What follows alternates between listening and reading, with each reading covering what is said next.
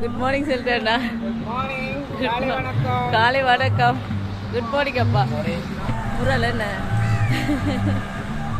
முரல் பெரிய முரல். பெரிய முரல். இறால் இருக்கு. இறால். நல்லா திருக்க இருக்கு. திருக்கு என்ன? இது வேறு இருக்கு என்ன சிக்கன்? நல்லா கட்டத்து இருக்கா? நல்லா இருக்கும்.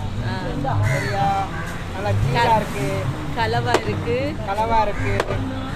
சீலா இருக்கு. நல்லா சின்ன சீலா இருக்கு. நல்லா சின்ன சீலா.